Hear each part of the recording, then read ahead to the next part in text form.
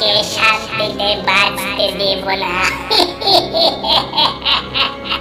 শান্তিতে বাঁচতে দেব না।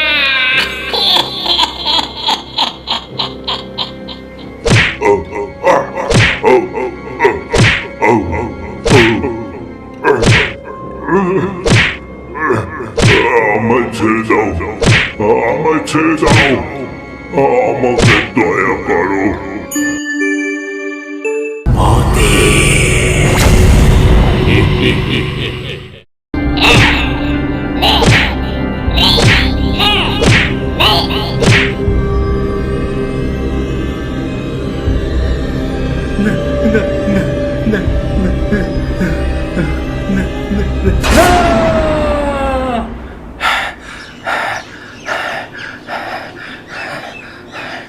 কিরে সন্তু, তুই আবার স্বপ্ন দেখছিস? এই ছেলেটাকে নিয়ে আমি আর পারি না। দিন ভরে শুধু উল্টো পাল্টা ভাববে আর রাত হলে স্বপ্ন দেখবে। সন্তুর বাবা মারা গেছে বেশ কিছুদিন আগে। একটা ভূতের নজর পড়েছিল তার উপর। দীর্ঘ 2 বছর বিছানায় শয্যাশায়ী হয়ে একদিন সে মারা যায়। এই কাহিনী যদি না দেখে থাকেন তাহলে এই গল্পের আগের পর্ব শ্মশান পাড়ের চায়ের দোকান গল্পটি দেখে নিতে পারেন। সন্তু যখন তার বাবার মৃত্যুর কারণ জানতে পারে তারপর থেকে তার ভিতরে রাগ জন্মায়। সে তার বাবার মৃত্যুর প্রতিশোধ নিতে চায়। প্রতিশোধের আগুন তার মনের ভিতর দাউ দাউ করে জ্বলতে থাকে। প্রায় প্রতি রাতেই সে স্বপ্ন দেখে তার বাবাকে কেউ কষ্ট দিচ্ছে, তাকে মারছে, কিছু খেতে দিচ্ছে না, কোথাও শান্তিতে থাকতে দিচ্ছে না। এই সব দেখে সে একদম সহ্য করতে পারে না। ছটফট করতে থাকে সেই ভূতের ওপর প্রতিশোধ নেবার জন্য। দেখ বাবা, যে গেছে সে আর ফিরে আসবে না। তোর বাবার মৃত্যুতে তোর মনের ভিতর যা চলছে সেটা আমি বুঝতে পারছি। আমার মনও ভালো নেই, কিন্তু কি আর করা যাবে বল। এবার তুই স্বাভাবিক হয়ে কাজকর্ম শুরু কর। তুই ছাড়া আমার আর কে আছে বল। এবার থেকে তো তোকেই সংসারের দায়িত্ব নিতে হবে। আমি ওকে ছাড়বো না, ওকে ছাড়বো না। আমি ওই শয়তানকে আমি আগুনে জ্বালাবো, আমি ওকে ছাড়বো না। সন্তু, ওটা কোনো মানুষ নয়, একটা পিশাচ। মানুষ হলে আমি নিজেই ওর নামে মামলা করে ওকে জেলে ভরার ব্যবস্থা করতাম, কিন্তু একটা পিশাচের সাথে মানুষ কি কখনো পেরে ওঠে? পারবো, আমি পারবো, আমাকে পারতেই হবে, পারতেই হবে আমাকে। সন্তু, সন্তু, যাস না বাবা, এদিকে আয়। কোথায় যাচ্ছিস? প্রতিশোধ এই শব্দটি আসে রাগ থেকে, আর এই রাগ বা ক্রোধ মানুষকে ভুল পথে নিয়ে যায়। ক্রোধের বশবর্তী হয়ে মানুষের বুদ্ধি নষ্ট হয়, ভুল কাজ করে, জীবনে বিপদ ডেকে আনে। তাই রাগ করা কখনোই উচিত নয়। ভয় পামু আমি? আরে সেই ছোট্টবেলা থেকে কত রকম ঘটনা চোখের সামনে দেখলাম, আর তুই আমারে জিজ্ঞাস আমি ভয় পামু নাকি? ন্যাপলা, একমাত্র তুই কিন্তু আমার ভরসা। এই বিষয়ে তুই ছাড়া আমাকে আর কেউ সাহায্য করতে পারবে না। তুই কিন্তু সরে যাস না ভাই। ওই ভূতকে শায়েস্তা না করতে পারলে আমার শান্তি নেই। তুই নিশ্চিন্তে থাক, ওই ভূতের গোষ্ঠীর ষষ্ঠী পূজা না কইরে আমি ছাড়ুম না। আমার নাম ন্যাপলা। হ্যাঁ, রাত ঠিক 12টার সময় বাইরেবি ঘরের থেকে। সঙ্গে একটা হেরিকেন নিবি, একটা লোহার অস্ত্র নিবি, আর গায়ে মাখার সেন্ট নিবি। কেন কেন সেন্ট কেন? আরে আমি এক কাকার কাছে শুনছিলাম ভূত নাকি সেন্টের গন্ধ পছন্দ করে। ভালো সেন্টের গন্ধ পাইলে ভূত নাকি সেইখানে তাড়াতাড়ি আসে, আর কাছে আসলেই লোহার অস্ত্র নিয়ে আগুন নিয়ে ঝাঁপাইয়া পড়ব ওর উপরে। ওই বেটা ভূত রে আজকে রাতে একেবারে পকার পার কইরা দিমু।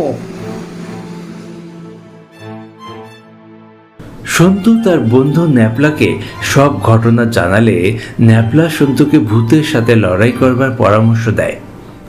এবং সে নিজেও রাত্রিবেলা ভূত ধরতে সন্তুর সাথে সেখানে যাবে বলে ঠিক করে।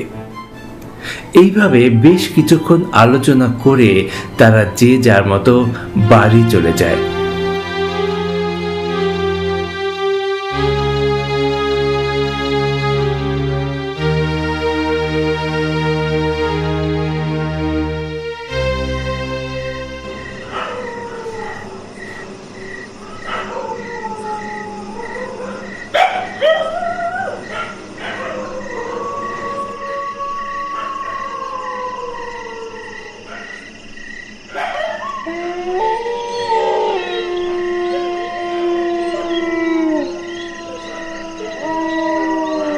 রাত ঠিক 12টার সময় তারা দুজন ঘর থেকে বেরিয়ে যায়, হাঁটতে থাকে শ্মশানের দিকে।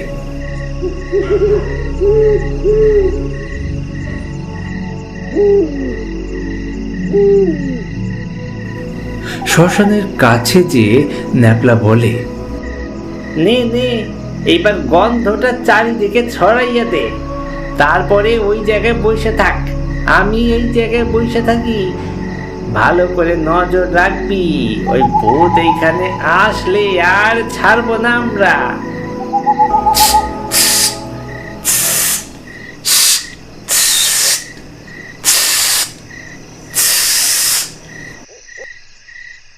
ন্যাপলার কথা মতো সন্তু একটা সুন্দর গন্ধযুক্ত ডিওড্রেন্ট নিয়ে এসেছিল।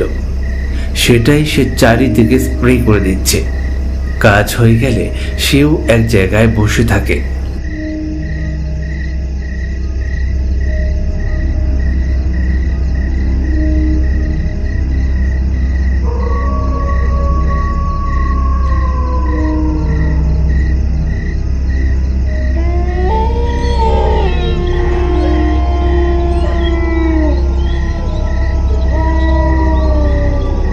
প্রায় 2 ঘন্টা তারা বসে থাকে, কিন্তু কোনো ভূতকেই তারা সেখানে আসতে দেখেনি।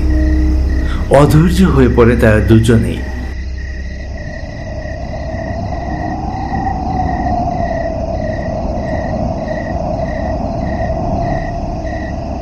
হঠাৎ একটা শীতল হাওয়া বইতে থাকে সেখানে। গরমকালের দিনে এত ঠান্ডা হাওয়া তারা কখনো কল্পনাও করতে পারে না। তাদের শরীরে কাঁপুনি ধরে যায়।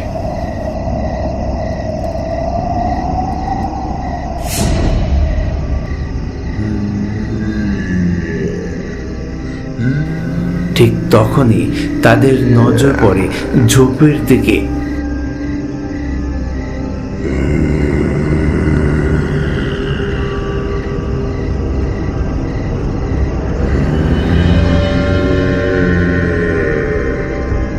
অন্ধকারের মধ্যে কে একটা দাঁড়িয়ে আছে, ভীষণ লম্বা। কোনো সাধারণ মানুষ এত লম্বা হতে পারে না। তারা বুঝতে পারে ওটা ভূত। ওরে বাবা রে, ওইটা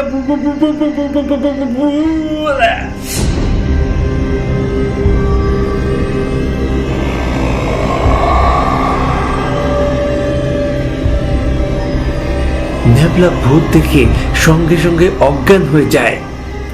সন্তু ভয়ে কাঁপতে কাঁপতে হেরিকেনটা হাতে ধরে ছুরি মারবে বলে হেরিকেনের দিকে তাকিয়ে দেখে ওটা নিভে গেছে। যখন হাওয়া দিয়েছিল হয়তো সেই হাওয়াতেই হেরিকেনটা নিভে গেছে। এবার কি হবে? ভয়ে তার কাঁপুনি আরো বেড়ে গেছে।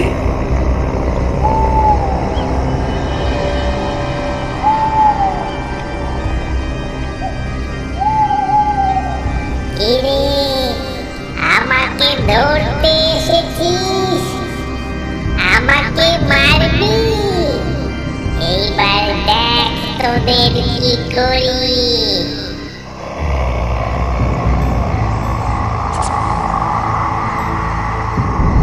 সেই ভূত এবার এগিয়ে আসতে থাকে তার দিকে, তাকে মারবে বলে। এমন সময় সন্তুর বাবা সেখানে হাজির হয়। এখান থেকে চলে যা, ওর কোনো ক্ষতি করবি না তুই। করব, ওকে আজকে আমি শেষ করব। ও আমাকে ধরতে এসেছে, আমাকে মারতে এসেছে। শেষ করবি? তুই আমাকে শেষ করেছিস, আমার ছেলেকেও শেষ করবি।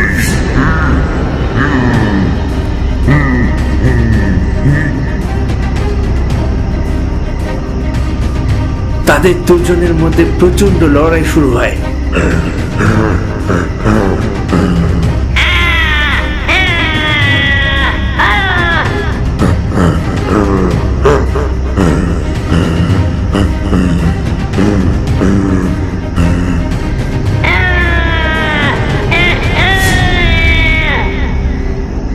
শেষ পর্যন্ত সেই ভূত সেখান থেকে পালাতে বাধ্য হয়। বাবা, বাবা, বাবা! তুই এখানে কেন এসেছিস? বলেছিলাম না এই জায়গা ভালো না, এখানে আর কখনো আসবি না, আসবি না।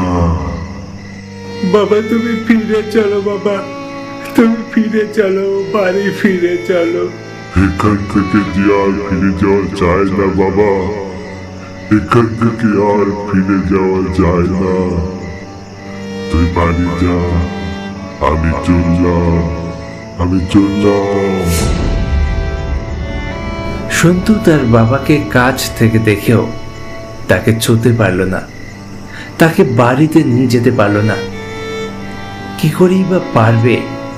তার বাবা যে না ফেরার দেশে চলে গেছে। তার বাবা চলে যেতেই ন্যাপলার জ্ঞান ফেরে, লাফিয়ে ওঠে সে। এই ভূত, ভূত, এই ভূত আইছিল রে, ভূত আইছিল, ভূত আইছিল, কোথায় গেল ভূত, কোথায় গেল? ন্যাপলা এবার খুব লজ্জা পায়। লজ্জা পাবারই কথা, সে যা বড় বড় কথা বলেছিল। সন্তু তার বাবাকে ওই ভূতের সাথে লড়াই করতে দেখে বুঝেছে যে তার দেখা স্বপ্ন নিছকই কল্পনা। তার বাবাকে ওই ভূত কিছুই করতে পারবে না। এইবার তারা দুজনে বাড়ি চলে যায়। আজকের মতো গল্প এখানেই শেষ করছি। পরবর্তী গল্প নিয়ে ফিরছি খুব তাড়াতাড়ি।